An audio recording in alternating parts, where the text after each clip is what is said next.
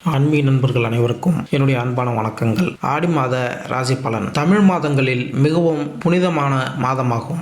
தெய்வ வழிபாட்டிற்கு உரிய மாதமாகவும் கருதப்படுவது ஆடி மாதம். பூமியில் தெய்வ சக்தி நிறைந்திருக்கும் மாதமாகவும் இந்த மாதம் கருதப்படுகிறது. இந்த மாதத்தில் விரதம் இருந்து வழிபடுவது உடல், மனம் மற்றும் வாழ்க்கை ஆகியவற்றிற்கு பலவிதமான நன்மைகள் தரக்கூடியதாகும். அம்மன் வழிபாட்டிற்கு உரிய மாதம் என்பதால் பெரும்பாலான அம்மன் கோயில்களில் ஆடி மாதத்தில் திருவிழா எடுத்து சிறப்பாக கொண்டாடப்படுவது வழக்கம். ஆடியில் விரதம் இருந்தால் வாழ்க்கை செழிக்கும் என்பது மக்களின் நம்பிக்கையாக உள்ளது.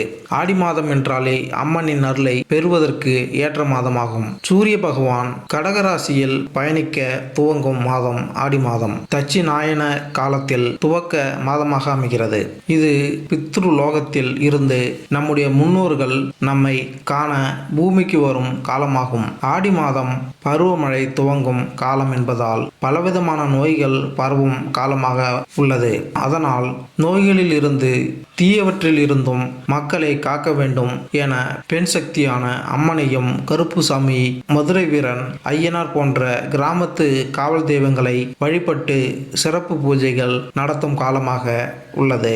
சூரிய பகவானின் சஞ்சாரம் அனைத்து ராசிகளுக்கும் மிகப்பெரிய தாக்கத்தை ஏற்படுத்தினாலும் இவருடைய கடகராசி பயணமானது ஒரு சில ராசிகளுக்கு அதிர்ஷ்டத்தை கொடுக்க போகிறது.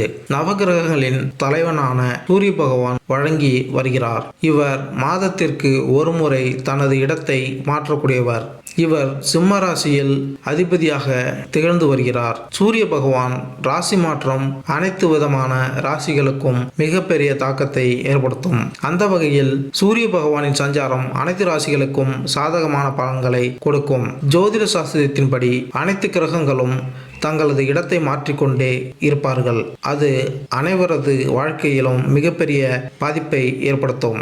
கிரகங்களின் தலைவனாக திகழ்ந்து வரக்கூடிய சூரிய பகவான் மிகவும் சக்தி வாய்ந்த கிரகமாக கருதப்படுகிறது. சூரிய பகவான் ஒரு ராசியிலிருந்து மற்றொரு ராசிக்கு செல்லும் பொழுது தமிழ் மாதம் பிறக்கிறது. அந்த வகையில் சூரிய பகவான் சஞ்சாரம் இந்த ஆடி மாதத்தில் நிகழ உள்ளது. வருகின்ற ஜூலை 16ஆம் தேதி அன்று சந்திர பகவான் சொந்தமான ராசிக்கான கடகராசியில் நுழைகிறார். வருகின்ற ஆகஸ்ட் 15 வரை இந்த பயணம் செய்ய உள்ளார். கன்னிராசி அறிவுத்திறனை அள்ளி தருகின்ற புதனை அதிபதியாக கொண்ட கன்னிராசி அன்பர்களே, கடுகடு என்று இருக்கிறது. சுடுசுடுன்னு பேசுறதெல்லாம் வேலையாகாது. பிரியமா பேசி தைரியமா தொழிலில் கவனத்தை செலுத்துங்கள். கலைத்துறையில் இருக்கின்ற சில சிரமங்களை தாண்டித்தான் பெயர் எடுக்க முடியும். குடும்பத்தில் பொறுமையா செயல்படுங்கள்.